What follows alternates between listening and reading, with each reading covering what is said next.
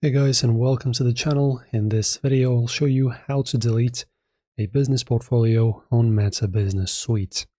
So firstly guys, make sure to navigate with your mouse to the left top corner of the screen and just click on this drop down, and of course make sure to select the portfolio that you wish to delete, right? So I have two, for example, so just choose which one you want to delete, and then guys, you have to choose it first so that it's active, so that you can delete it. Then go to settings, and then just click on business info right over here.